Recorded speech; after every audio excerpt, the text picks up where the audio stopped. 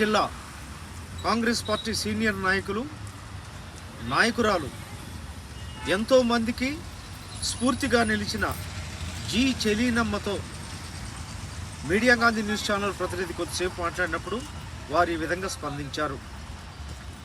నమస్కారం అండి. హలో. నమస్తే అండి. నమస్తే అండి. హలో, నేను గోపు చెలీనమ్మని. అయితే హుజూర్ నగర్ ప్రాపర్ గ్రామం, నియోజకవర్గం సూర్యాపేట జిల్లా.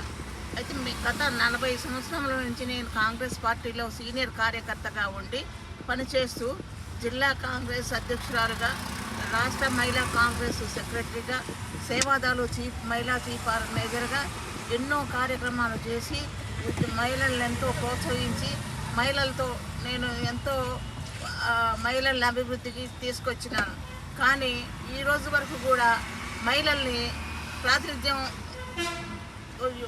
వహిస్తున్నాను. కానీ ఈ రోజు వరకు కూడా కాంగ్రెస్ పార్టీని అనుసరించి కాంగ్రెస్ పార్టీకి విధేయతగా ఉండి ఎవరికి టికెట్ ఇచ్చినా కూడా వారికి కట్టుబడి నేను పనిచేస్తూ నేను ఇన్ని రోజుల నుంచి కట్టుబడి పనిచేస్తున్నాను.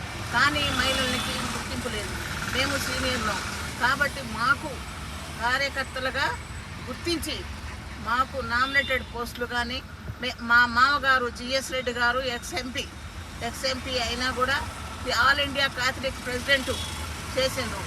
కానీ అటువంటి మహానుభావుని కుటుంబం నుంచి మేము రాజకీయ కుటుంబంలో నుంచి వచ్చిన వారం అయినా మాకు ప్రాతినిధ్యం లేకుండా ఉన్నది. కాబట్టి ఈ ప్రాతినిధ్యాన్ని మీరు మమ్మల్ని గ్రహించి మహేష్ గౌడ్ గారు పిసిసి అధ్యక్షులు మరియు మన రేవంత్ రెడ్డి గారు సీఎం గారు మమ్మల్ని గుర్తించి మా అటువంటి వాళ్ళకి ప్రాతినిధ్యం ఇచ్చి మా రాష్ట్ర కమిటీలలో ప్రాతినిధ్యం, మా నామినేటెడ్ పోస్టులలో మాకు ఏదైనా అవకాశం కల్పించాలని కోరుతున్నాము.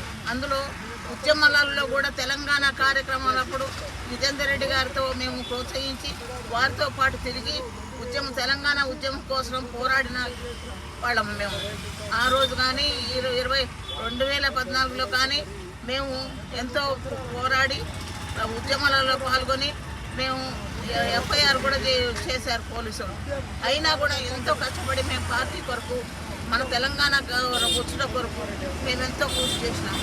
కానీ ఇంతవరకు మాకు ఉద్యమకారులకు ఏ అవకాశం కలిగించలేదు, మరి మహిళల్ని గుర్తించడం లేదు, మహిళలకు ప్రాతినిధ్యం ఇవ్వడం, సీనియర్ మహిళలకు ప్రాతినిధ్యం ఇవ్వటం లేదు.